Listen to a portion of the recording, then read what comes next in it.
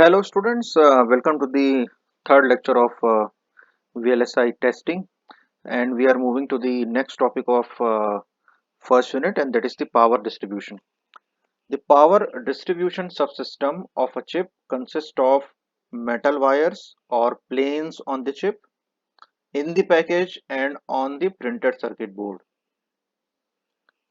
It also includes bypass capacitors to supply the instantaneous current requirements of the system. An ideal power distribution network has the following properties. First, maintains a stable voltage with little noise. Second, provides average and peak power demands. Third, provides current return paths for signal. Avoids wear out from electromigration and self-heating. Consumes little chip area and wiring. Easy to lay out. किसी भी chip के अंदर, किसी भी IC के अंदर power distribution वाला जो नेटवर्क है वो बहुत ही इम्पोर्टेंट है। और क्या क्या होता है इसके अंदर, मेटल वायर्स होते हैं या प्लेन्स होती हैं चिप के ऊपर, या एक पैकेज के फॉर्म में होता है आपके पीसीबी के ऊपर, प्रिंटेड सर्किट बोर्ड के ऊपर। कभी कभी बाईपास सर्किट भी इसमें इंक्लूडेड रहता है, जिसको बाईपास कैपेसिटर इंक्लूडेड रहता है, जो आपको करंट के रिक्वायरमेंट को, इंस्टेंटेनियस करंट के रिक्वायरमेंट को क्या करता है, वो फुलफिल करता है। स्टेबल वोल्टेज आपको चाहिए आपके आईसी में, ठीक है। जब भी पावर की डिमांड आएगी तो वो पर्टिकुलरली जो है वो कंप्लीट होनी चाहिए, पूरी होनी चाहिए। करंट का रिटर्न पाथ जो है, सिग्नल का करंट पाथ, वो रिटर्न होना चाहिए। किसी भी तरीके का सेल्फ हिटिंग या इलेक्ट्रोमाइग्रेशन हो तो वो जो है वियर आउट हो जाए, वो वियर आउट अवॉइड हो, सॉरी, ठीक है। And then it must consume little chip area in the wiring, ठीक। तो इतना बड़ा भी ना हो आपका पावर डिस्ट्रीब्यूशन नेटवर्क कि पूरा चिप का ही एरिया ले ले, ठीक है। लेआउट जो है उसका इजी हो। तो ये सारी क्वालिटीज, ये सारी जो रिक्वायरमेंट्स या प्रॉपर्टीज होनी चाहिए किसी भी आइडियल पावर डिस्ट्रीब्यूशन सिस्टम की। Real networks must balance this competing demands, meeting targets of noise and reliability as inexpensively as possible. जितने सस्ते में आप इन डिमांड्स को पूरी कर सको, कॉम्प्रोमाइज को स्टैब्लिश कर सको, ट्रेड ऑफ्स को स्टैब्लिश कर सको, वो सारी चीजें इंपॉर्टेंट होती है। The noise goal is typically plus minus 10%. For example, a system with nominal VDD equals to 1.0 volt may guarantee the actual supply remains within 0.9 to 1.1%. तो 10% का टॉलरेंस लेके चलेंगे आप। अगर 1 वोल्ट मुझे चाहिए तो वो जो सप्लाई है वो 0.9 से 1.1 के बीच में वेरी कर सकती है। तो 10% का tolerance we can accept, it is acceptable. Reliability goals demand enough wires and metal cross sectional area to carry the supply current. जो क्रॉस सेक्शनल एरिया होता है और जो वायर्स जिसके थ्रू हम लोग कनेक्ट करते हैं ना लेयर्स को, ठीक है, इनपुट आउट इनपुट को, या कहना चाहिए आप दो मेटल्स को, जहां से भी वायर जहां पे भी होगा वहां पे सप्लाई जो है उसकी जो रिलायबिलिटी वो इंश्योर करना जरूरी है। The two fundamental sources of power supply noises are IR drops and LDI by DT noise। तो जो पावर सप्लाई में नॉइस आती है उसके जो दो मेन सोर्सेस हैं, एक तो है IR का ड्रॉप, ठीक, मतलब वोल्टेज ड्रॉप, और एक दूसरा होता है LDI by DT noise, inductance के कारण, है ना। तो ये जो प्लॉट यहाँ पे दिख रहा है ये पावर कंजम्पशन वर्सेस टाइम है, किसका, माइक्रो प्रोसेसर का। तो ये टाइम वर्सेस पावर कंजम्पशन, ये minimum maximum. The power varies on a number of time scales. While the processor is active, the power depends on the operation and data. It also spikes near the clock edges when the large clock loads switch। ठीक है, तो एक clocking हो रही है on off की। तो ये देखो, ये जो क्लॉक की गेटिंग है उसकी वजह से यहाँ पे आपको कुछ वेरिएशन देखने को मिल रहा है। When the processor become idle, clock gating turns off, clock to unused units, driving the power down significantly। बहुत इंपॉर्टेंट है। आपका अगर प्रोसेसर आइडल कंडीशन में है तो it should not consume the power of the system. तो power distribution network इतना capable होना चाहिए कि जब प्रोसेसर आइडल स्टेट में चला गया है तो वो वहां से पावर कंज्यूम ना करे, पावर सेव करना है हमको, ठीक है। वैसे भी वीएलएसआई जो डिजाइन है उसमें जब आप चिप मैन्युफैक्चर करते हैं ना, तो बहुत ही इंपॉर्टेंट है, क्या क्या चीजें इंपॉर्टेंट है। सबसे पहले इंपॉर्टेंट ये रहती है कि एरिया जो है कितना कम से कम हो। सेकंड मोस्ट इंपॉर्टेंट थिंग है पावर कितना कम से कम कंज्यूम करे। और तीसरा स्पीड कितनी ज्यादा से ज्यादा हो। इन्हीं तीन डायमेंशंस में रिसर्च चलता है, एरिया कम करने के लिए, पावर कम करने के लिए, स्पीड बढ़ाने के लिए। ये तीन डायमेंशंस वीएलएसआई डिजाइन में बहुत इंपॉर्टेंट है। ठीक है। As the supply voltage is nearly constant, the supply current is proportional to the instantaneous power demand. Voltage को तो आपने ऑलमोस्ट कांस्टेंट रखा है, तो करंट जो है जिसको हम आईडीडी बोलेंगे, ड्रेन करंट जो है, वो प्रोपोर्शनल होगा पावर रिक्वायरमेंट के या पावर डिमांड के अकॉर्डिंगली, उसके प्रोपोर्शनल हो जाएगा। As this current flows through the resistance R of the power distribution network, it causes a voltage drop proportional to I R. Mostly जो है रेजिस्टिव नेटवर्क यूज होता है। तो रेजिस्टिव नेटवर्क में अगर आप करंट फ्लो कर रहे हैं तो ऑब्वियसली ड्रॉप तो होना ही होना है, तो उस ड्रॉप को ही आई आर बोलते हैं, है ना। बहुत ही नोन चीज है ये। Moreover, as the changing current flows through the inductance of the printed circuit board and package, it also causes a voltage drop proportional to the rate of change LDI by dt। तो मैंने बताया जैसे कि inductance की वजह से वहां पे नॉइस आ सकता है, और वो इसलिए क्योंकि पीसीबी में इंडक्टर, आपके आईसी के अंदर इंडक्टेंस नहीं, बट जब आप जिस प्रिंटेड सर्किट बोर्ड पे आप उसको एम्बेड कर रहे हैं, जिस पैकेज के अंदर आप उसको इंक्लूड कर रहे हैं, वहां पे तो इंडक्टेंस हो सकता है या होता ही है। तो उस चेंजिंग करंट के कारण वहां पे भी एक नॉइस प्रोड्यूस होता है, जिसको हम बोलते हैं L D I by D T, drop या नॉइस। ठीक है। तो this section begins the examining the physical design of a power distribution network. It then discusses IR drops and LDI by dt noise. The key to controlling noise from current spike is to provide adequate bypass capacitance on and off the chip to provide low supply impedance at all frequencies। तो दोनों noises के बारे में हम discuss करेंगे। तो की जो है, जो आपका कहना चाहिए नॉइस कंट्रोल करने के काम आता है, that is we have to provide the adequate bypass capacitance both in on and off condition of the chip. ठीक है। So that low supply impedance at all frequencies must be available. अगर supply impedance low होगा तो loss भी, drop भी क्या होगा, कम होगा। ठीक है। As simple as this, R की वैल्यू कम कर दीजिए, इम्पिडेंस की वैल्यू घटा दीजिए, आपको लॉसेस जो है और नॉइस जो है वो कम मिलेगा। The power network is complicated enough that manual analysis is inadequate. Instead, it typically must be modeled in a finite element simulation। तो पावर नेटवर्क है वो कॉम्प्लिकेटेड होता है। ठीक है। और मैन्युअली जो है उसको एनालाइज करना बड़ा ही मुश्किल है, इनएडिक्वेट है, इसलिए इसकी मॉडलिंग की जाती है। मॉडलिंग करने के लिए फाइनाइट एलिमेंट सिमुलेशन यूज किया जाता है। तो मॉडलिंग करके ये एस्टिमेट किया जाता है कि कितना पावर कंज्यूम हो रहा है, कितनी डिमांड है, कितनी एवरेज पावर है, कहीं पे पावर लॉस तो नहीं हो रहा है कहीं किसी नॉइस की वजह से। तो इन सारी चीजों का एस्टिमेशन किया जाता है, मॉडलिंग की जाती है। The power network also provides return paths for current flowing in the signal wires. The geometry of the network affects the inductance of on-chip signals. Some critical circuits such as phase lock loops and analog block requires a quiet supply for good performance। तो PLL है, phase lock loop का short form PLL, या फिर analogue blocks हो, है ना, वहां पे हमारा जो पावर सप्लाई नॉइस है वो कम से कम होना चाहिए, क्योंकि ये सब क्लॉक डिस्ट्रीब्यूशन में यूज होते हैं। और अगर आपकी क्लॉकिंग ठीक नहीं होगी ना आपके सर्किट की, तो आपका सर्किट ठीक से काम ही नहीं करेगा। तो पावर सप्लाई नॉइस इसमें बहुत अफेक्ट करता है इनकी परफॉर्मेंस को, तो वो ध्यान में रखने वाली बात है। ठीक है। RC filters can reduce much of the supply noise in sensitive circuits. Noise carried through the substrate is also important। जो सबस्ट्रेट जिसके ऊपर आपने मैन्युफैक्चर किया है अपनी आईसी को, उसमें भी अगर नॉइस हो तो वही बहुत इंपॉर्टेंट है। जनरली आरसी फिल्टर की हेल्प से हम लोग सप्लाई नॉइस को रिड्यूस करने की कोशिश करते हैं और बहुत रिड्यूस भी होता है। ठीक है।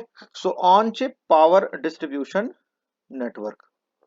The on-chip power distribution network consists of power and ground wires within the cells and more wires connecting the cells together।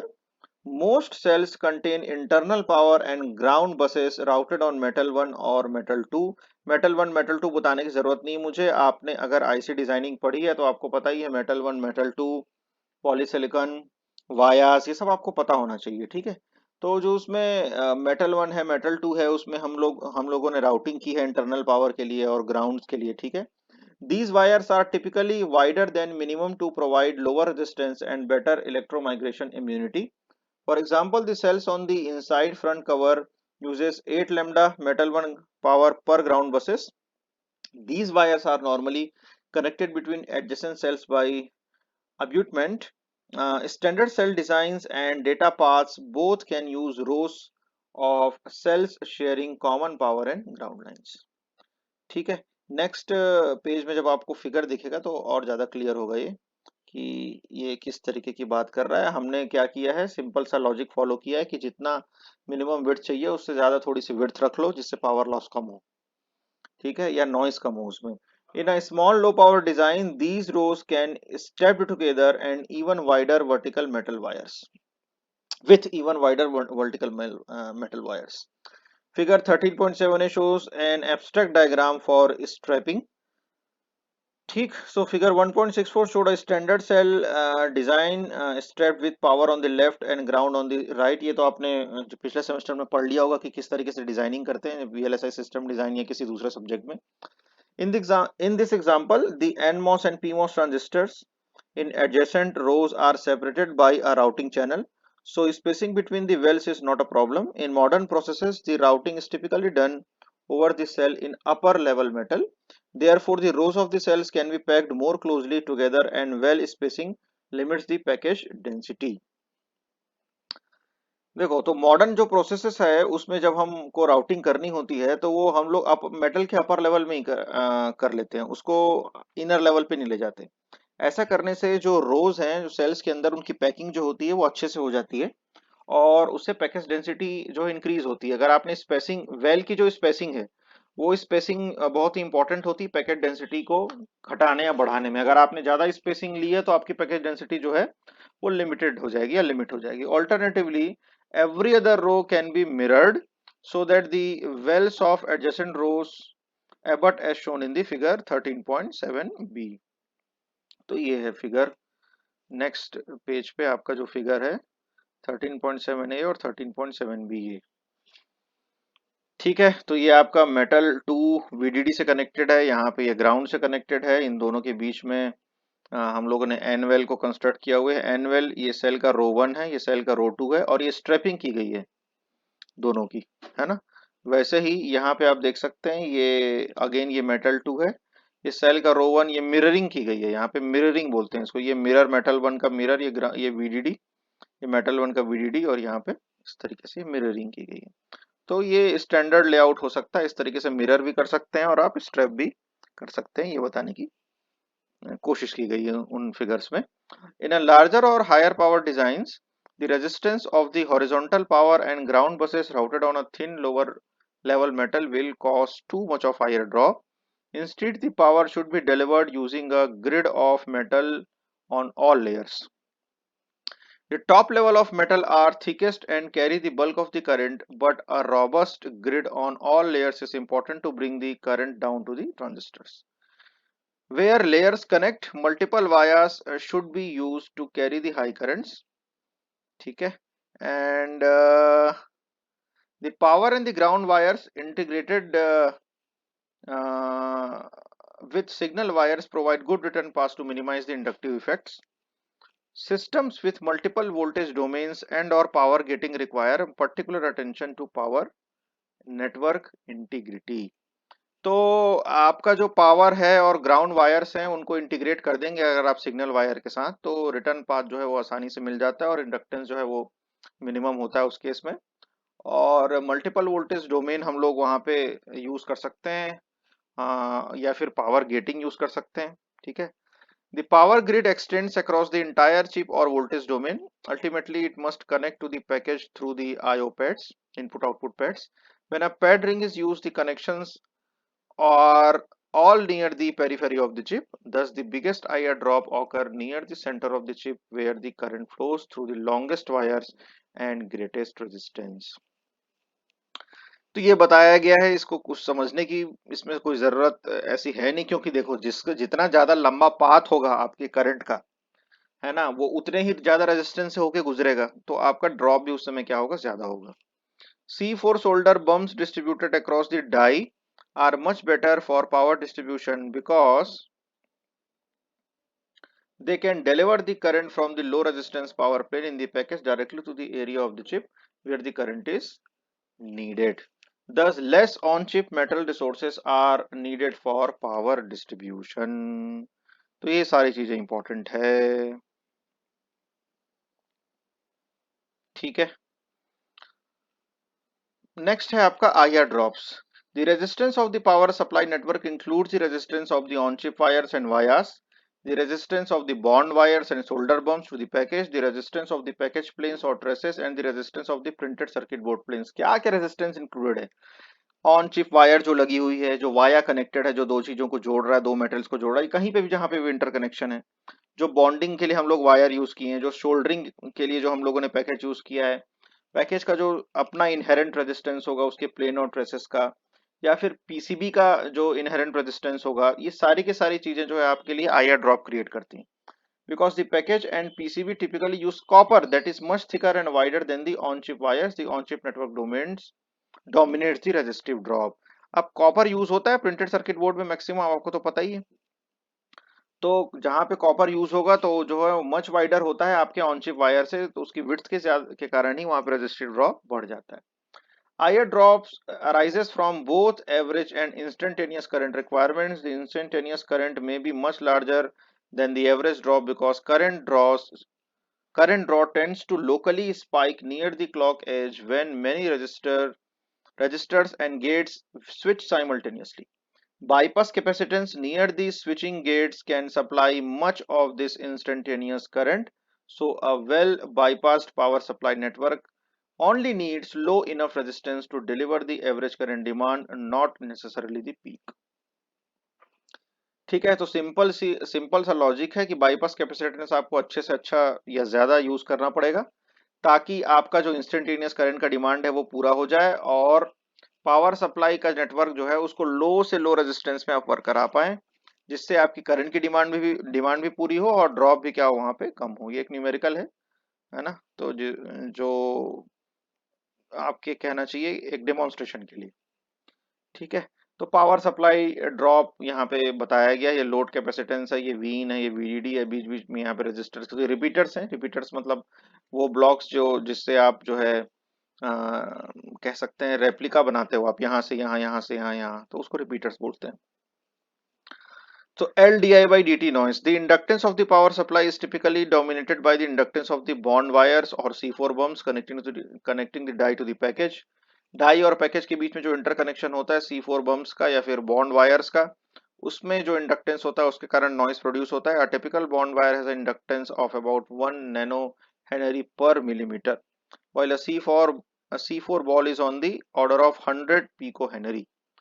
Recall that the inductance of multiple inductors in parallel is reduced. बिल्कुल, अगर हम multiple inductance लगाएंगे parallelly तो वो reduce होता है ना, ठीक है।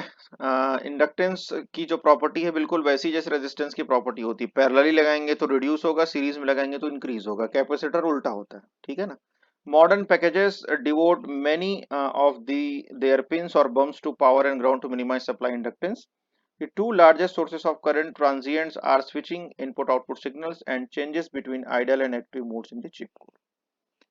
तो करंट में ट्रांजिएंट दो चीजों की वजह से ज्यादा प्रोड्यूस होता है, या तो स्विचिंग हो इनपुट आउटपुट सिग्नल की, on off on off on off हो, या फिर एक्टिव और आइडल मोड में जब आपका चिप जो है वो शिफ्ट होता है तो वहां पे इस तरीके की प्रॉब्लम आपको देखने को मिलती है, ठीक है। सो अगेन अ न्यूमेरिकल में कुछ नहीं है, सिंपल सा वो एक लाइन का न्यूमेरिकल है, कभी आपको पूछेगा भी नहीं।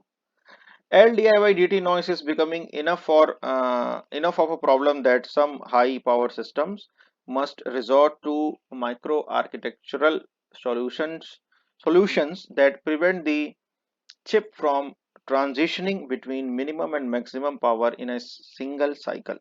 For example, a pipeline may enter or exit idle mode one stage at a time rather than all at once to spread the current change over many cycles. तो आप एक पाइपलाइन आर्किटेक्चर बना लीजिए, पाइपलाइन स्ट्रक्चर बना लीजिए जिसमें हम लोग एंटर और एग्जिट करें आइडल मोड में एक one stage at a time rather than all at once to spread the current changes over many cycles. तो पाइपलाइनिंग में क्या कर देंगे हम लोग, हमको वेट करना पड़ता है पाइपलाइन प्रोसेस में, आपने पाइपलाइन आर्किटेक्चर पढ़ाई है प्रोसेसर में। तो पाइपलाइनिंग में आपको वेट करना पड़ता है एक लॉजिक के बाद दूसरे, तीसरे, चौथे, पांचवें लॉजिक के लिए। तो उस तरीके से सारों को एक साथ करंट देने के बजाय आप जो है पाइपलाइनिंग मोड में आपने उसको करंट प्रोवाइड कर रहे हैं, तो उसकी वजह से क्या हो जाएगा आपका वहां पे D I by D T noise जो है, LDI/dt नॉइज, वो भी रिड्यूस होगा। ठीक है, तो this is all about today's lecture. और कुछ जो पावर डिस्ट्रीब्यूशन से रिलेटेड हम लोग जो कंसेप्ट हैं उसको डिस्कस करेंगे नेक्स्ट क्लास में। For today's class, this much of content is enough. Thank you for listening and watching this lecture.